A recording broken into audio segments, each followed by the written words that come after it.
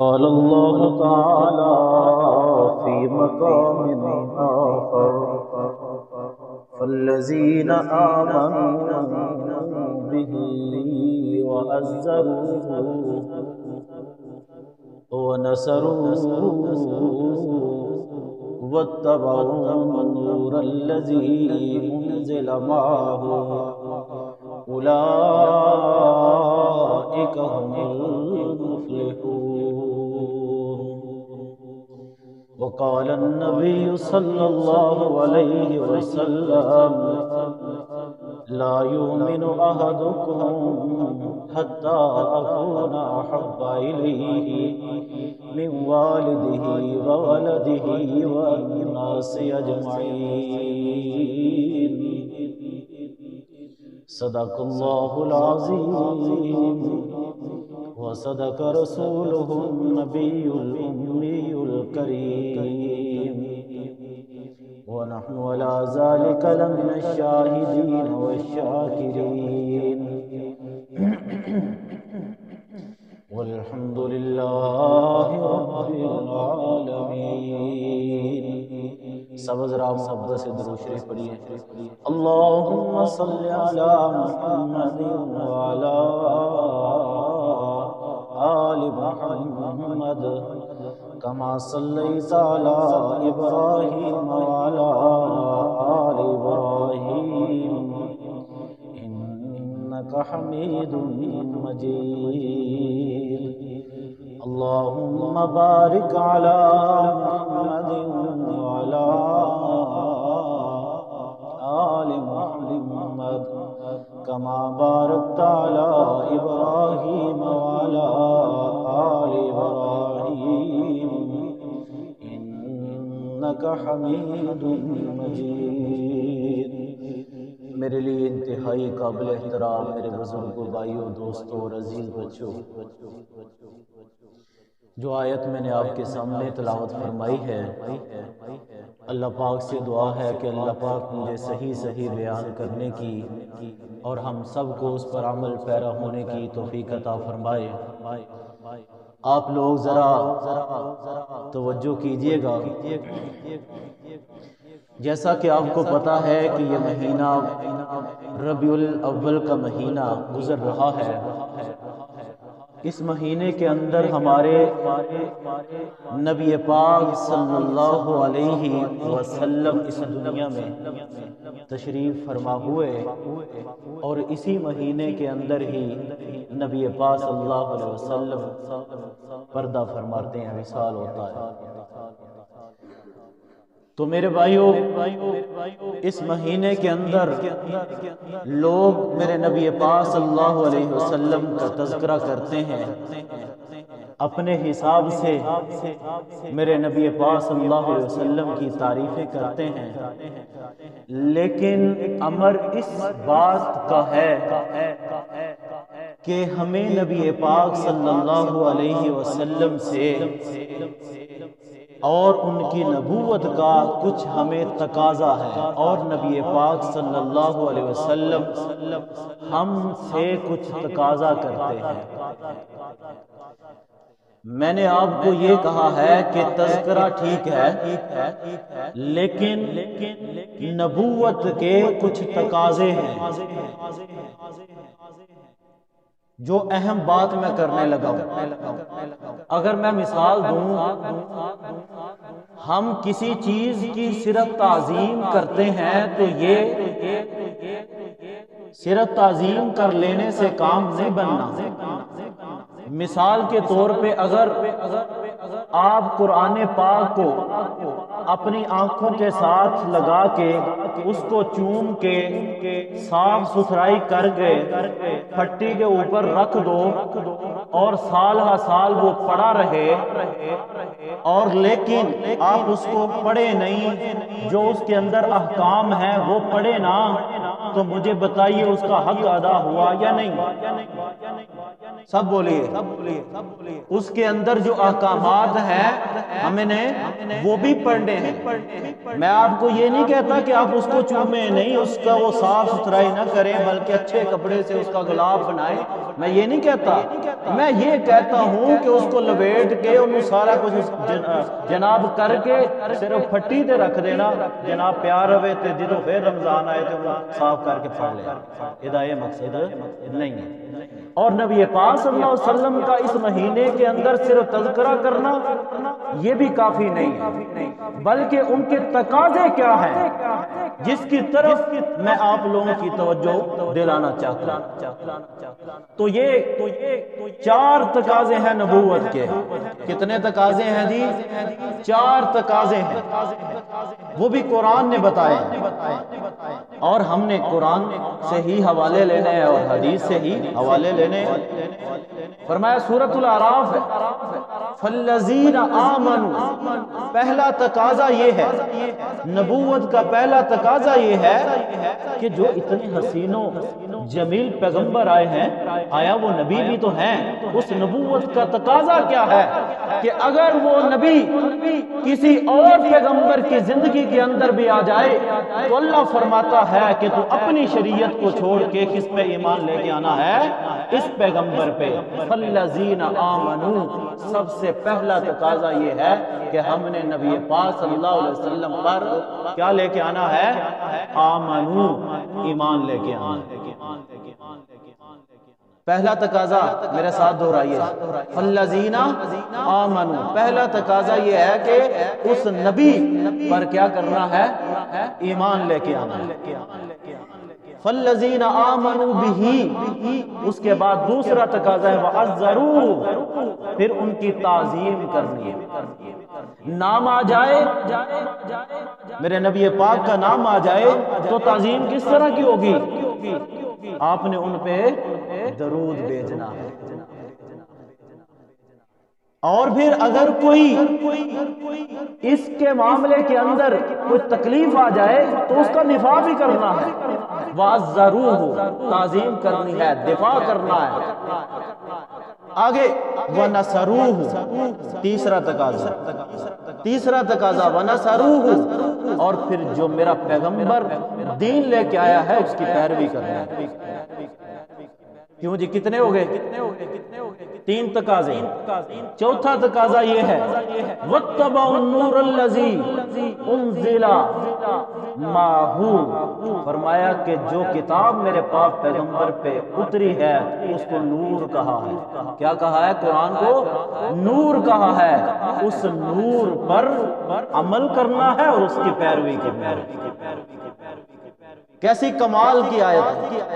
اور اگر کوئی بندہ یہ 4 تقاضے نبوت کے پورے کر لیتا ہے تو فرمایا اللہ پاک نے اولئک هم المفلحون، وہ بندے کامیاب۔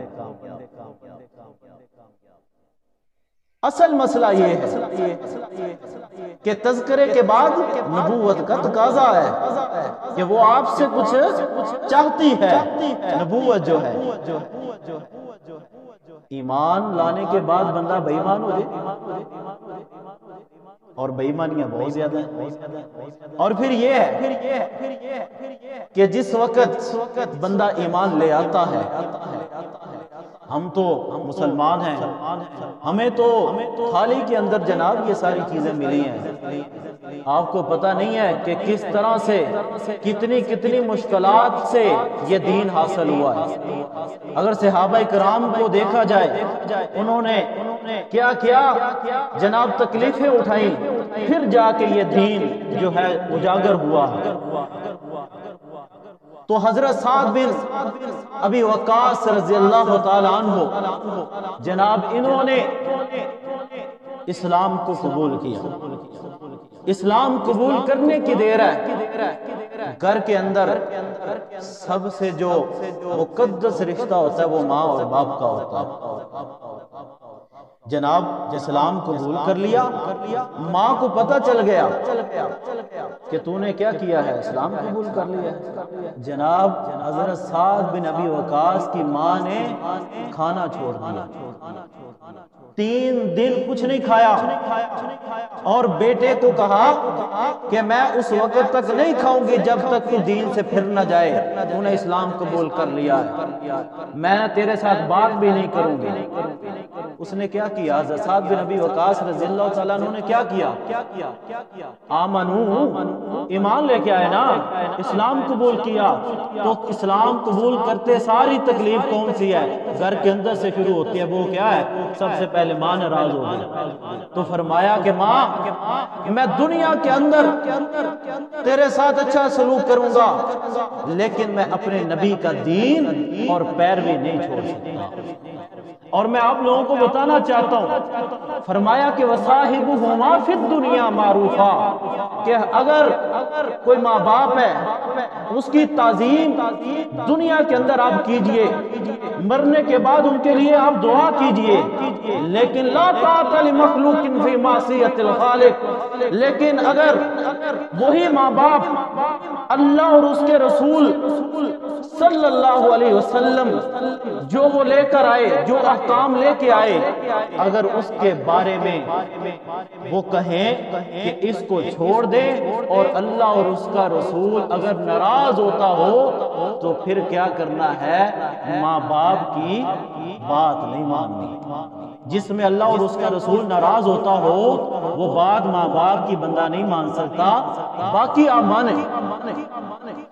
اگر آپ کو کوئی شرک کا کہے، آپ کہیں کہ یہ اجر عظیم، بڑا گناہ ہے، بڑا گناہ ہے، شرک اگر کی کوئی ماں باپ دعوت دے تو آپ بات نہ مانیں۔ فرمایا کہ ماں آپ ناراض ہوتی ہیں تو ہو جائیں، لیکن میں نبی پاک صلی اللہ علیہ وسلم پر ایمان لے چکا ہوں۔ تو سب سے پہلا تقاضا یہ ہے کہ ہم اپنے نبی پاک صلی اللہ علیہ وسلم پر ایمان لے کے آئیں۔ دوسرا تقاضا یہ ہے وَعَزَّرُوهُ، ان کی تعظیم کرنی ہے، جب نام آ جائے تو نبی پاک صلی اللہ علیہ وسلم پر درود بھیجنا ہے۔ دوسرا فرمایا تیسرے نمبر پہ وَنَصَرُوهُ، اس دین کی پیروی کرنی ہے۔ یہ کون ہے؟ حضرت انس کے چچا ہیں، انس بن نضر۔ جناب یہ جنگ بدر کے اندر یہ شریک نہ ہو سکے تو یہ اپنے آپ سے گلہ کرتے کہ کاش کہ اگر میں ہو سکتا ہے کہ اس وقت تو میں شریک نہ ہوا، لیکن اگر کوئی اور جنگ آئے تو میں اپنے نبی پاک صلی اللہ علیہ وسلم کے دین کی پیروی بھی کروں گا اور ان کا دفاع بھی کروں گا۔ تو یہ حضرت انس کے چچا جو ہیں وہ بدر میں شریک تو نہ ہوئے، لیکن پھر جنگ احد کے اندر شریک ہوتے ہیں۔ تو پھر اس طرح کا دفاع کیا کہ نبی پاک صلی اللہ علیہ وسلم کو ایک بھی آنچ نہ آنے دی۔ کس نے؟ حضرت انس کے چچا نے ایک آنچ بھی نہ آنے دی، بلکہ نبی پاک صلی اللہ علیہ وسلم دائیں جاتے تو یہ سامنے ہوتے، بائیں جاتے تو یہ سامنے ہوتے، ہر طرف سے گراؤ کیا تو حضرت انس کے چچا نے کیا، اور حتیٰ کہ حضرت انس کے چچا کے اتنے ٹکڑے ہوئے کہ 80 زخم ان کو آئے، اتنے زخم آئے کہ کوئی بندہ ان کو پہچان نہیں رہا تھا۔ آخر کار ان کی بہن نے ان کے پوروں سے پہچانا۔ کہنے کا مطلب یہ ہے کہ یہ باتیں کرنا آسان ہے، عمل کرنا مشکل ہے۔ نبی پاک کی نبوت کے تقاضے جو ہیں وہ مشکل ہے۔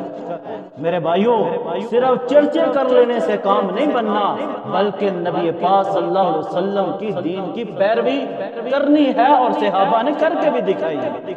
صرف صحابہ نے نہیں بلکہ صحابیات کا بھی یہ عمل تھا کہ میرے نبی پاک صلی اللہ علیہ وسلم نے جو بات کہہ دی ہے وہ عدل اور حقیقت ہے۔ یہ نہیں کہ جناب ہم اپنی عقل کے مطابق کام کرتے رہیں، توجہ میری طرف کریں۔ یہ نہیں کہ جناب دین کو نہیں دیکھنا، جناب سالی لکھ نہیں رہیں گے اسی انجی کرنا ہے تو جناب جی انجی کرنا تو پھر چھتر بھی تو ہی کھانا۔ سب سے پہلے اگر بات ہے تو وہ اللہ اور اس کے رسول کی سب سے آگے رکھیں۔ بات میں یہ کر رہا ہوں کہ صرف صحابہ نے دفاع نہیں کیا بلکہ صحابیات نے بھی دفاع کیا ہے۔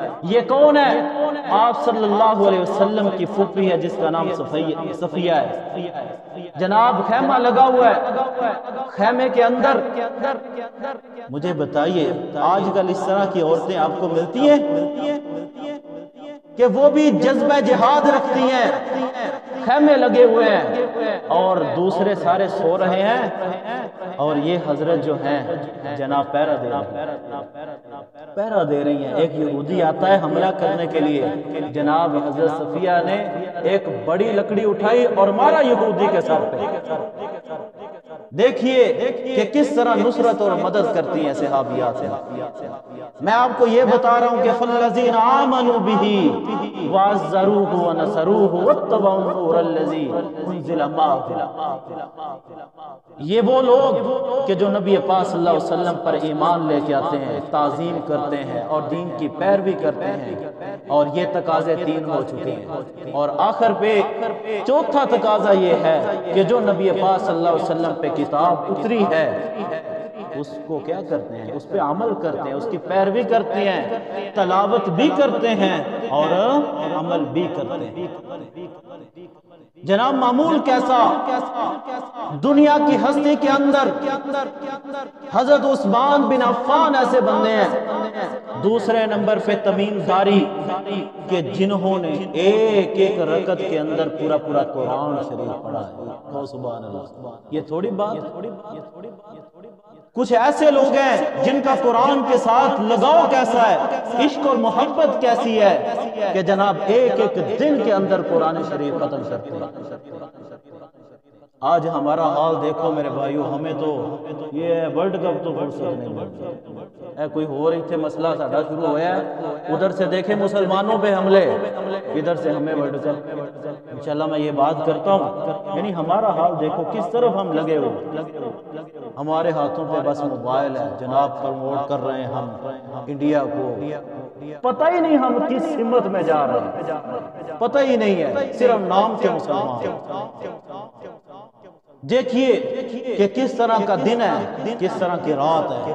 ابو بکر بن عیاش جناب گزرے ہیں، بالکل موت کا وقت قریب ہے، بیٹی غمگین ہوتی ہے، کہا کہ بیٹی غمگین نہ ہو، تیرے باپ نے اس کمرے کے اندر 30 سال گزارے ہیں اس کمرے کے اندر، اور ایک دن بھی ایسا نہیں گزرا کہ جس وقت میں نے اس کمرے کے اندر قرآن کی تلاوت نہ کی ہو، اس لیے میری بیٹی غم نہ کر، اللہ میرے ساتھ معاملہ ٹھیک کرے۔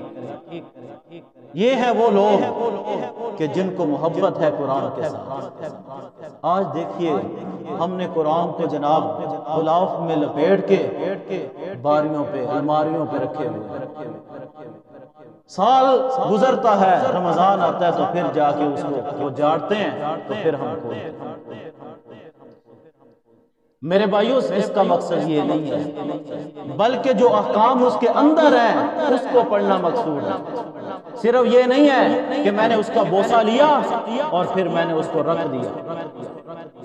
ہم یہ جب قرآن پڑھا ہوتا ہے اس کا پیچھا نہیں کرتے، لیکن یہ بھی تو دیکھو نا 100 مقامات پہ نماز کا ذکر آیا، بار بار ذکر آیا، اقیموا الصلاۃ، جناب نماز قائم کرو، وآتوا الزکاۃ، زکوٰۃ ادا کرو۔ یہ احکامات یہ اندر کے ہیں، اس کو کھولو پڑھو، بند کر کے صرف رکھ ہی نہیں دینا۔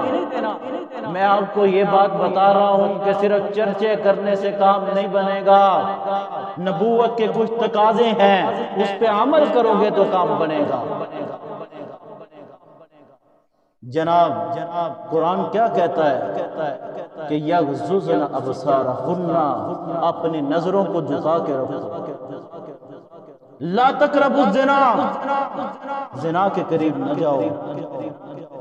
یہ قرآن کہتا ہے، یہ نص ہے، یہ قرآن کا حکم ہے۔ آج ہم دیکھیے ہمارے نوجوان جناب راتوں رات جناب لگے ہیں گپے مارنے، کوئی پتہ ہی کوئی علم نہیں ہے، نہ کوئی ماں باپ ان کی طرف دھیان دیتا ہے، نہ وہ خود۔ میں تو یہ کہتا ہوں کہ تعلیم کا ان کو پتہ ہی نہیں ہے، ذرا سا بھی نہیں پتا، اور نہ وہ سیکھنا چاہتے۔ اس لیے میرے بھائیو، جس طرح کی انسان زندگی گزارے گا اس طرح کی بندے کو موت آئے گی۔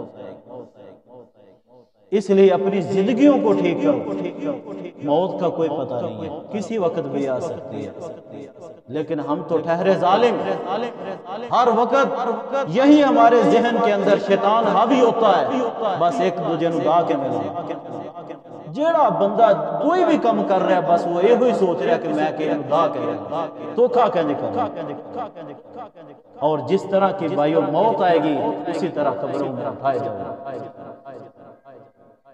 یہ ہے جناب نبوت کے تقاضے۔ اور پھر مجھے بتائیے، یہ ہے نبوت کے تقاضے، اور پھر اگر اتنے تقاضے ہیں تو پھر اگر ہمارے نبی پاک صلی اللہ علیہ وسلم جو ہیں ان کے ساتھ محبت کے تقاضوں کے کیا اسباب ہیں؟ مجھے بتائیے کہ انسان کی فطرت یہ ہے کہ وہ کسی سے اگر محبت کرتا ہے تو وہ کچھ چیزیں دیکھ کے محبت کرتا ہے، یا تو خوبصورت کوئی ہو تو اس سے محبت کی جاتی ہے، یا اس کے اندر کمالات ہوں تو پھر اس سے محبت کی جاتی ہے، یا آپ پر کسی نے احسان کیا ہو تو پھر اس سے محبت کی جاتی ہے۔ لیکن اگر دیکھا جائے تو ایک ہی وقت میں میرے نبی پاک صلی اللہ علیہ وسلم کے اندر کمالات بھی ہیں، جمالات بھی ہیں، اور احسانات بھی ہیں۔ اگر میں یہ دیکھوں کہ میرے نبی پاک صلی اللہ علیہ وسلم کے اندر کمالات کتنے ہیں تو جناب دیکھیے کہ اگر میں ایک ہی بات کروں تو کس طرح کا عدل و انصاف قائم کیا، کہا کہ اگر یہ فاطمہ نامی عورت نے چوری کی ہے یہ اس پر حد جاری ہوگی، اور یہ نہ کہنا کہ یہ حد جو ہے ساقط ہو جائے گی، اس کے ہاتھ نہیں کاٹے جائیں گے، اگر یہاں پہ فاطمہ بنت محمد ہوتی تو میں اس کے بھی ہاتھ کاٹ دیتا۔ دیکھیے کہ جناب کس طرح نبی پاک صلی اللہ علیہ وسلم نے عدل و انصاف قائم کیا۔ اگر میں دیکھوں تو عدل و انصاف کے اندر بھی باکمال ہیں، اور اگر میں نبی پاک صلی اللہ علیہ وسلم اگر ایک جملہ بھی اپنی زبان سے نکالیں تو پھر ہزاروں مسائل نکلتے ہیں، سمندر کے سمندر مسائل نکلتے ہیں۔ باکمال شخصیت ہے میرے نبی پاک۔ اور اگر میں احسان کی بات کروں، فرمایا لقد، توجہ کیجئے گا میری طرف، دیکھیے لقد من اللہ علی المؤمنین اذ بعث فیہم رسولا، اس نبی کی وجہ سے تو ہمیں دین ملا۔ میرے نبی پاک تو آپ کے لیے روئے ہیں، میرے نبی پاک صلی اللہ علیہ وسلم آپ کو صرف یہاں پر ہی نہیں چھوڑیں گے بلکہ آپ کو جہنم سے بھی نکال کے جنت میں لے کے جائیں گے۔ ہم ادھر کیا کر رہے ہیں؟ ان کا احسان ہے ہم پر، دیکھتے نہیں ہو کہ جو لوگ اپنی عورتوں کو زندہ درگور کرتے تھے ان کے حقوق دیکھیے، بیواؤں کا حقوق دیکھیے کہ جو بندہ بیوہ عورت کے ساتھ حسن سلوک سے پیش آتا ہے وہ اس کے سجدوں سے بہتر ہے، وہ ایسے ہی ہے کہ جس طرح اس نے رات کو قیام کیا ہے اور دن کے وقت اس نے روزے رکھے۔ ہم تانے دیتے ہیں بیوہ عورتوں کو، اور یتیموں کے ساتھ کہا کہ اس کے ساتھ اس نے سلوک کیجئے، کہ جو یتیم کے ساتھ اس نے سلوک کرتا ہے وہ کل قیامت والے دن اس طرح ہوگا جس طرح یہ دو انگلیاں۔ انہوں نے بتایا کہ مزدوروں کے ساتھ کس طرح پیش آنا ہے، فرمایا کہ اس کا پسینہ خشک ہونے سے پہلے اس کی مزدوری دے دو۔ بتایا کہ اپنے بھائی کے ساتھ کس طرح پیش آنا ہے، رشتہ داروں کے ساتھ کس طرح پیش آنا ہے۔ یہ احسان کس نے ہمیں دلائے؟ ہمارے نبی پاک نے۔ تو احسان بھی اگر دیکھے جائیں تو ہمارے نبی پاک میں احسان بھی باکمال ہے۔ اور اگر جمال کی بات کروں تو فرمایا میرے نبی اس طرح کا حسین ہے کہ اس طرح کا نہ کسی آنکھ نے دیکھا ہے نہ کوئی دیکھے۔ میرے نبی تو اس طرح کے حسین پیدا ہوئے ہیں کہ جس طرح خود کہہ کے اللہ سے کہا کہ میری آنکھیں اس طرح کی بنا دیں، میرے کان اس طرح کے بنا دیں، میرے ہونٹ اس طرح کے بنا دیں، جو قرآن خود ذکر کرتا ہے الم نجعل لہ عینین ولسانا وشفتین وہدیناہ النجدین۔ آنتوں کی باری آئے تو کہے قرآن یاسین، چہرے کی باری آئے تو قرآن کہے والضحیٰ، میرے پاک پیغمبر کے شہر کے ذکر آئے تو قرآن کہے لا اقسم بہذا البلد۔ جب نبی پاک صلی اللہ علیہ وسلم حسین و جمیل بھی ہیں، احسان مند بھی ہیں، کمال بھی ان کے اندر سارے ہیں، نبوت کے تقاضے بھی اتنے ہیں، تو پھر ہمیں کیا کرنا چاہیے؟ ہمیں کیا کرنا چاہیے؟ فرمایا وَاتَّبَعُوا النُّورَ الَّذِي أُنزِلَ مَعَهُ۔ میں نے ساری تمہید باندھ کے میں آپ کو اس طرح لے کے آ رہا ہوں۔ فرمایا یہ جب ہر چیز پیمانہ حیات ہے میرا نبی پاک، ایک گلدستہ ہے، تو پھر جو میرا نبی پاک لے کے آیا ہے اس کے عمل میں وَاتَّبَعُوا النُّورَ الَّذِي أُنزِلَ مَعَهُ، اس کی پیروی کرنا۔ پیروی کس طرح؟ فرمایا کہ اگر کوئی اس کے دین کے بارے میں بات آ جائے تو دفاع کرنا۔ آج آپ دیکھیے، آپ خبریں سنتے ہیں، آج کل نوجوان کو تو ورلڈ کپ سے فرصت نہیں ہے۔ فلسطین میں کیا ہو رہا ہے؟ کیا ہو رہا ہے؟ بتائیے کتنا ظلم ہو رہا ہے۔ اگر آپ کو آج کوئی بندہ کہے کہ آپ کا ابائی گھر ہو تو آپ کو ٹائم دیا جائے صرف 15 اور 20 منٹ کا، اپنے بچے بھی چکو، اپنے بیوی نو بھی پڑھو، اے کار نو صاف کرو، اے دے تے ساڑا کم ہے، ایڈا آسان ہے نکلنا۔ یہ حالات ہیں وہاں کے۔ وہ جو درندہ ہے اسرائیل جناب اس طرح قبضہ کر رہا ہے، ان کو ٹائم دیتے ہیں بیچاروں کو، کہتے ہیں کہ جناب 15 منٹ دیے، 20 منٹ دیے، کہا کہ نکلو یہاں سے، یہاں پہ ہم قبضہ کریں گے۔ فرمایا کہ وَمَا لَكُمْ لَا تُقَاتِلُونَ فِي سَبِيلِ اللَّهِ، مسلمانوں کیا ہو گیا تمہیں کہ تم اب کیوں نہیں لڑتے؟ آج دیکھتے نہیں ہو تمہارے گھوڑے جو جنگوں میں جایا کرتے تھے آج رقص کرتے ہیں، جو تلواریں آپ کی جنگوں کے لیے استعمال ہوتی تھی وہ کہاں استعمال ہوتی ہیں؟ رقص کرتے ہیں۔ آپ نے عرب میں نہیں دیکھا تلواریں پکڑ کے رقص کر کے، تلواریں جو دوسروں کے لیے استعمال ہوتی ہیں۔ اللہ اکبر کبیرہ، یہ مسلمانوں کو کیا ہو گیا؟ وہ نہیں دیکھ رہے کہ ہمارے بھائیوں کے ساتھ کیا ہوا ہے۔ جناب دیکھیے کہ پتہ ہی نہیں چلتا کہ ان کے ٹکڑے کتنے ہوتے ہیں۔ یہاں پہ جناب ہم دیکھیں ایسی لگے ہوئے ہیں، آپ بڑے آرام سے نمازیں پڑھتے ہو، آپ کا تو ایک ناخن بھی نہیں اترا، لیکن ادھر دیکھیے کس طرح کی ماؤں نے بچوں کو جنم دیا ہے۔ ابھی میں نے وہ انٹرویو دیکھا ہے، جناب اس نے نقاب کیا ہوا ہے، انٹرویو دے رہا ہے، تو پیچھے سے ماں آتی ہے، کہتی ہے کہ اپنے نقاب کو ہٹاؤ اور ان کو پتہ چلے کہ مرد مجاہد ابھی زندہ ہے، اور ان کو بتاؤ نقاب کرنے کی ضرورت نہیں ہے۔ خود ماں نے بیٹے کا نقاب اتار دیا اور کہا کہ ان کو بتاؤ۔ جناب ہم نے کیا کرنا ہے؟